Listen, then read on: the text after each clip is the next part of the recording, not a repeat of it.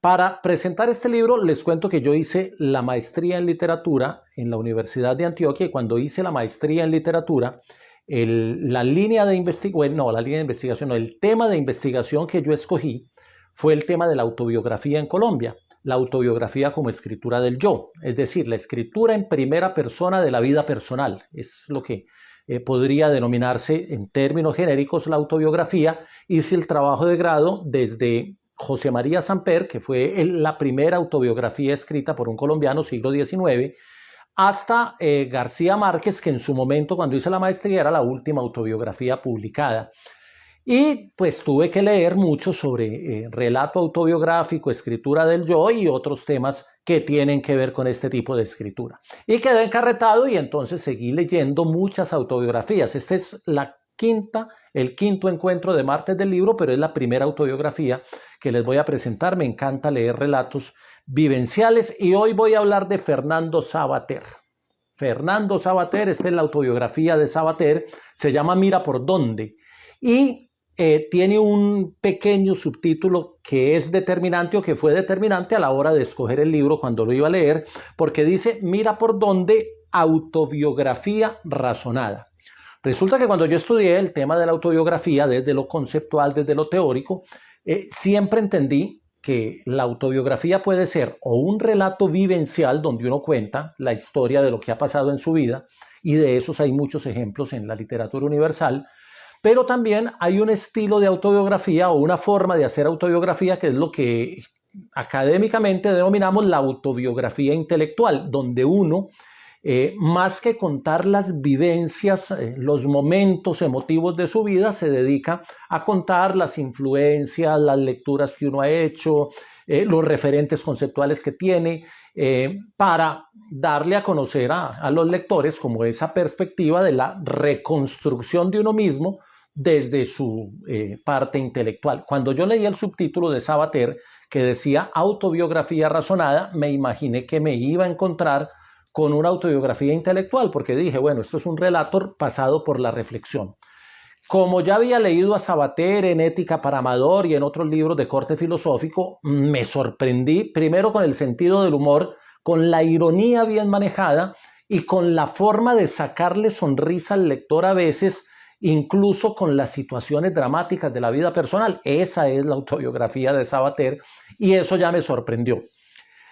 Mira por dónde, autobiografía razonada, entonces de esto vamos a hablar. El libro está dividido en 3 partes, tiene un prólogo y un epílogo y tiene como los 3 grandes capítulos importantes. De pronto me voy a detener mucho en el prólogo, que es el texto inicial, porque ahí coincido con varias cosas en Savater y sé que muchos de los que aquí se conectan, bien sea en este momento en directo o cuando lo ven en diferido, se van a identificar con él. La primera parte se llama Caballitos de Madera. Claro que el nombre lo remite a uno a la infancia, es como todo el relato de la infancia desde que nace en San Sebastián hasta que llega a Madrid, a la capital, ya en su primer viaje, en su primer desprendimiento, porque se desprende de su ciudad natal y se tiene que adaptar a una gran capital, tema que sé que a muchos les ha costado, los que llegan de pueblo a Medellín o los que llegamos de provincia a Bogotá algunas veces. En fin, esa perspectiva es muy interesante porque él cuenta ese choque que viven las personas que van de un lugar a un lugar más grande, que es una capital, en este caso Madrid.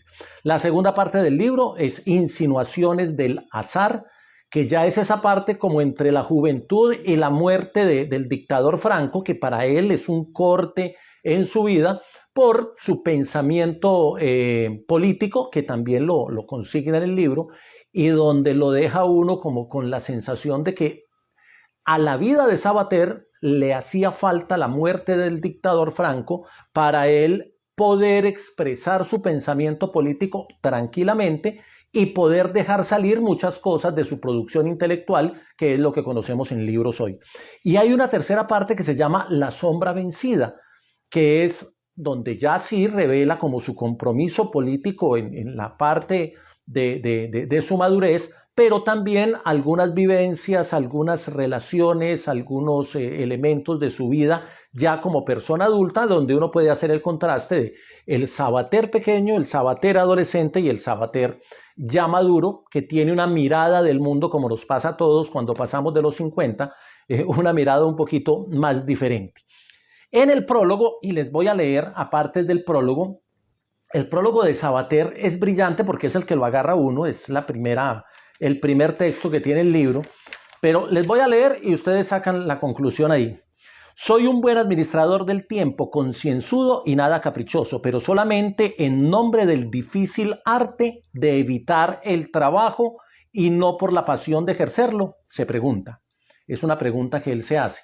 Finalmente, Sabater lo que dice en su autobiografía es que, y creo que es el ideal de todos nosotros, es poder vivir de hacer lo que nos gusta hacer.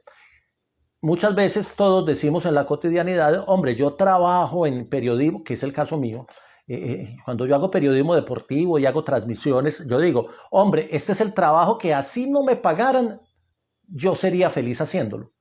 Y es una cosa que es cierta, lo que pasa es que si a uno no le pagan, uno tiene que vivir de otra cosa, y entonces Sabater, de alguna manera en el prólogo, lo que está diciendo es, hombre, yo me hice filósofo y catedrático universitario porque yo quería no trabajar, sino que yo lo que quería era dedicarme a leer y a escribir. Y finalmente, pues me terminan pagando por leer y escribir, dice Sabater, que es lo que me gusta hacer, o sea que de alguna manera me están pagando por hacer lo que me gusta hacer, lo que ya no significa trabajo para mí, sino placer. Me pagan por hacer un placer. Miren varias líneas de Sabater, escuchen y verán atentamente. Dice, la diferencia no estriba en cobrar o no cobrar por lo que se hace, sino en hacer cosas para cobrar y hacer cosas cobrando, pero que uno haría también sin remuneración, es lo que acabo de decir. El trabajo es una obligación, hija de la necesidad, mientras que la actividad es el ejercicio alegre del deseo. Y cuando uno lee este prólogo, uno dice, o sea, este tipo me va a contar la vida de él casi que para hacerme sentir mal, porque él logró desde pequeño hacer lo que quería hacer en la vida y logró que le pagaran por eso, que es el ideal de toda vida, y ojalá todos tuvieran esa oportunidad. Y entonces también dice, pero si cedo aquí, o sea, si dejo de cobrar por hacer lo que me gusta hacer, haciendo lo que me gusta gratis, terminaré teniendo que cobrar por hacer lo que no me gusta, que es un dilema en el que al que muchos nos hemos enfrentado a veces. Y podría leer casi que el prólogo completo: no me guardes rencor y sobre todo no pretendas imitarme si no estás seguro de tus fuerzas o de tu desparpajo. Casi que es una manera irónica de decirle a uno como lector, no me imite, no trate de vivir y de que le paguen por hacer lo que a usted le gusta hacer, si usted no tiene el desparpajo mío o las fuerzas que tuve yo para lograr llegar hasta este punto. Bueno, eso del prólogo quería leer esas partes. Dice, no trabajar, porque para él lo que él hace es no trabajar, pero le pagan. No trabajar significa cultivar la fidelidad a aquello que causa placer y lograrlo rentabilizándolo. Ese es el ideal de vida de Sabater, ojo, filósofo, catedrático, académico. Además, él dice que es un infiltrado, que él termina siendo una especie de periodista de filosofía, porque él no se considera en el momento en que escribe el libro un gran filósofo, sino un gran catedrático de filosofía, muy conocido por sus libros sobre ética, que es tal vez el tema que mejor maneja en todos sus textos. Entonces mira por dónde es un relato autobiográfico, es cronológico, es decir, empieza con la infancia, el niño va creciendo, va avanzando y va contando de manera muy jocosa, con ternura, pues en la parte de la infancia, con alguna melancolía en el tercer capítulo, cuando ya uno empieza a mirar el espejo retrovisor, con algo de ironía, con los temas políticos, con los temas de las relaciones de pareja y con un sentido del humor muy fino, incluso que en una relectura uno deja ahí las páginas, las glosas o los posits, eso depende de cómo lea cada quien, pero uno hay veces tiene que dejar ciertas marcas, yo lo hago ya subrayando, para volver, porque yo digo, aquí hay un chiste que no entendí, o hay una ironía que todavía no la alcancé a a entender. Y muchas veces uno vuelve a esas anotaciones y ahí se da cuenta que Sabater tiene un humor fino, muy bien elaborado, que muchas veces uno se guarda para una relectura. Bueno, el prólogo ya hablé. Tiene en alguna parte del libro, y esto para los que estén escribiendo sus memorias, sus diarios, sus autobiografías, que sé que algunos lo hacen, tiene una parte que teóricamente es lo que Philippe Lejeune, que es tal vez el francés, es francés y es tal vez el mayor teórico de la autobiografía, Philippe Lejeune lo llama el pacto autobiográfico. ¿Qué es el pacto autobiográfico? Es ese compromiso que hace el escritor de autobiografía cuando uno va a escribir de uno mismo, que a muchos nos cuesta y a muchos se nos dificulta escribir la propia historia, pero cuando uno va a escribir de uno mismo, uno tiene que hacer un pacto con uno mismo. Si voy a contar mi historia, pues no puedo decir mentiras.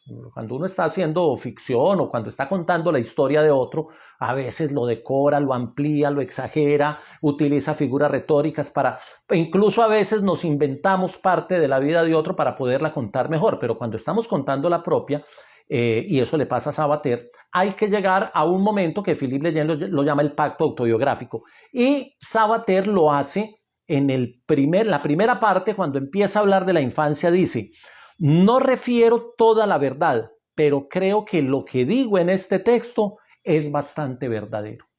Porque finalmente, cuando uno cuenta, pues cuando todos contamos historias y apelamos a la memoria, la memoria es caprichosa y el ejercicio de escritura también, y a veces no logramos tener los recuerdos tan claros que terminamos no ficcionando, pero sí contando una versión, por lo menos desde el lado en el que uno está. Entonces hay que hacer ese pacto de tratar de buscar contar la verdad, así la verdad sea múltiple y así la versión cambie cuando pasa a otra persona. Y por ahí hay algunos que dicen que cuando uno cuenta una historia 2, 3, 4 veces, cada que la cuenta una versión distinta y utiliza a veces hasta datos o referentes diferentes. Entonces, el problema de la autobiografía es ese, que como es uno escribiendo de uno mismo, a veces uno podría eludir ciertos temas, asumir algunos otros con una perspectiva donde uno o no quiera contar la verdad o quiera contar una verdad simulada a la manera que uno quiere que lo recuerden. Y el pacto autobiográfico es tratar de encontrar ese punto, lo dice Philippe Lejeune, donde uno reconoce que lo que uno está contando es la verdad de uno. Y esa parte, por eso lo leía, no refiero toda la verdad, pero creo que lo que digo es bastante verdadero. Ese es el momento en el que en el texto de Sabater está el pacto autobiográfico. Cuando uno lee Vivir para contarla de García Márquez, él también lo dice. Él dice que la historia no es lo que uno recuerda, sino la manera como uno cuenta lo que recuerda. Es más o menos lo que dice García Márquez, que también en Vivir para contarla tiene el pacto. Sabater es filósofo, es catedrático, es escritor, es uno de los grandes referentes de la filosofía del fines del siglo XX, principios del XXI, conocido por Política para Amador, por Ética para Amador, por Las preguntas de la vida y por una serie de novelas. Él no escribió muchas novelas, pero escribió algunas novelas interesantes. Por una historia de la filosofía sin temor ni temblor, que así la llama, que también de manera un poquito jocosa cuenta la historia de la filosofía desde los presocráticos hasta los filósofos modernos. Y esas referencias aparecen también en la autobiografía porque él va contando cómo entra a la universidad por primera vez, cómo fue su primera clase. Hay unas referencias que no las voy a mencionar concretamente porque sé que si alguno se interesa en leerlo, pues no quiero hacerle el spoiler completo. Bueno, hay unas partes del libro que a mí me llamaron la atención porque él se goza a sí mismo por su contextura física, porque él es comelón, bebedor, fumador, le gusta vivir sentado, le gusta escribir, no le gusta la vida sedentaria, no hace cosas, digamos, de actividad física, y él va contando y se va gozando a sí mismo de una manera irónica, a medida que va contando el libro, entonces habla de sus defectos físicos, de sus dificultades físicas por la falta de una vida más activa, en cuanto a la parte de la musculatura y el esqueleto, de su barriga, y hace unos apuntes irónicos brillantes. Y de alguna manera también demuestra que cuando uno aprende a reírse de sí mismo, pues está al otro lado, porque ya es como el grado de madurez absoluta, dicen algunos, cuando uno se asume ya como entiende cómo es y se es capaz de reírse de sí mismo. Entonces cuenta las mofas, las burlas, las chanzas que le hacían los amigos cuando estaba en la infancia. Ese primer capítulo de la infancia es bastante particular porque uno termina como haciendo fuerza por él y uno dice, pero ¿cómo permitía que le hicieran bullying? Hoy lo llamaríamos bullying. En la época de él, pues él decía que se estaban burlando o mofando. Bueno, esto dice que es un infiltrado en el mundo académico, que él es un periodista de la filosofía, ya lo había referido, y que él, desde que decidió escribir, y esa parte me pareció una ironía muy bonita, él solo escribe para niños y para ignorantes. Y entonces cuando uno lee eso dice, pero ¿cómo así? Si este tipo ha escrito filosofía de alto nivel académico, ¿cómo va a decir que él solo escribe para niños y para ignorantes? Y de alguna manera luego dice en otro capítulo que escribe para los cómplices modestos y para todos aquellos con que conecta gracias a sus confusiones y a su perplejidad. También es un tono irónico para decir que él escribe para personas que se identifican con él porque entienden que el mundo es confuso y que la reflexión del ser humano, desde el punto de vista de la filosofía, también puede llevar a confusiones intelectuales que él es capaz de expresar en los textos. Hay una tendencia en el libro a quitarse méritos, él se quita méritos, él no quiere reconocer que es un gran académico, no quiere reconocer que es un gran escritor, no quiere reconocer que es un gran filósofo, pero él lo hace como una estrategia de hilo conductor para irlo llevando a uno a lo largo del texto. Incluso hay una parte donde dice que según los avatares de la vida hay distintos savatares, apoyándose en el apellido, y hace un juego de palabras para explicar eso. Uno encuentra el sabater hijo, el sabater padre, el sabater docente, el sabater ciudadano, el sabater político, el sabater filósofo, el sabater polémico, el sabater debatiente de la realidad política y pública. En el texto aparecen todos los tipos de Fernando Savater que han existido a lo largo de la vida, porque de alguna manera uno no es uno, sino muchos, dice por ahí una frase filosófica, y finalmente eso es lo que muestra Savater, que no hay un Fernando Savater, sino que hay muchos dependiendo de el momento que esté contando de su historia. Incluso ahí hay una parte bien interesante, y ya voy cerrando porque no me quiero extender mucho en el tiempo, donde habla del Savater amante. Y uno diría, bueno, cuando empieza a contar esas historias de sus relaciones personales, interpersonales, uno se queda con la sensación de que no quiso contar con quién, porque cuenta varias experiencias como amante, incluso algunas cómicas, pero no menciona los nombres, mientras que cuando habla del Savater padre, el Savater hijo, el Savater político, el Savater académico, hay unas referencias puntuales de las personas con las que comparte esas vivencias. En el Savater amante no menciona el nombre de ninguna mujer. Algunos dicen cuando leen el libro que es por no generarle alguna rabia a la mujer con la que finalmente termina compartiendo la vida. Otros dicen que él mismo dice que él no quiere provocar publicando los nombres y por eso elude ciertos nombres y ciertas situaciones de su vida como amante, pero tiene unas anécdotas brillantes. En el capítulo 40, eso sí, que es ya al final del libro, en el tercer capítulo, en ese cierre, hace una declaración de amor a la mujer con la que termina compartiendo su vida ya en la madurez, en la adultez, y es una declaración de amor brillante. Incluso también destaqué, hoy vine con muchas citas: te amo como al Concorde a punto de despegar, te amo como a una película de Hitchcock. Esto es para que vean las referencias que tiene él de los elementos positivos. Te amo como a Dancing Brave cuando no ganó el derby por un error de un jinete. Dancing Brave es un caballo famosísimo en los hipódromos en España. A él le gustaba mucho, le gusta mucho la hípica, el deporte, las carreras de caballos, y es apostador en las carreras de caballos. Entonces, miren el comparativo: te amo como a Dancing Brave cuando no ganó el derby por un error del jinete. El derby es la carrera más importante del año. Bueno, y hace otras referencias que no quiero terminar porque esa declaración de amor es brillante, son casi 3-4 páginas ahí. Y luego hay una carta sin destinatario que él incluye porque el texto autobiográfico permite incluir algunos textos dentro del texto. Hay una carta sin destinatario que es la que le escribe a la mamá que se está muriendo de Alzheimer.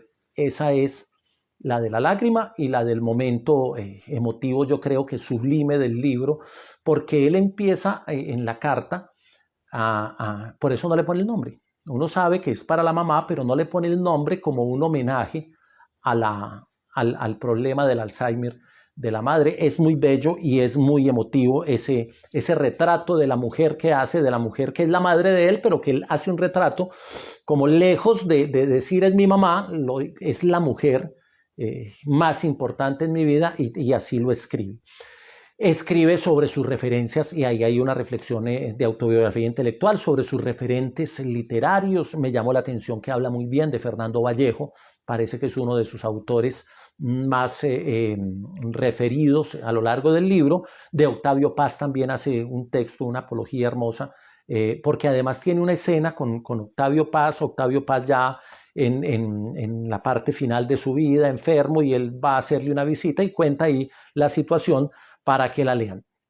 Y finalmente termina cerrando el libro con algunas reflexiones ya de esas que hacen las personas cuando sienten que están cerrando el libro de su vida, pero todavía queda una parte por vivir, que ese es lo difícil de la autobiografía, cerrarla, porque el que escribe la autobiografía escribe hasta el hoy, pero le queda un futuro que, como él ya escribe la autobiografía pasado los 60 años, pues ya empieza a ver más corto el tiempo que le queda que el tiempo que ha vivido. Entonces hay unas reflexiones bonitas y termina diciendo que la autobiografía no es el refugio de los desolados, como la llaman algunos críticos de la autobiografía, sino que es el espacio donde uno se da el placer de encontrarse a sí mismo y de poder contar su historia a su manera. Es lo que él termina diciendo en esta autobiografía. Esta edición que yo tengo es la de Taurus. Es muy buena porque al final incluye un compendio de 55 fotografías muy bien escogidas, desde su infancia hasta su paso por el ejército español. Hay por ahí un vestido de uniforme militar, y todas las fotos como de sus premios, sus reconocimientos, su vida universitaria, su vida familiar, y pues sus encuentros con Mario Vargas Llosa es tal vez una de las fotos que tiene aquí en la parte final.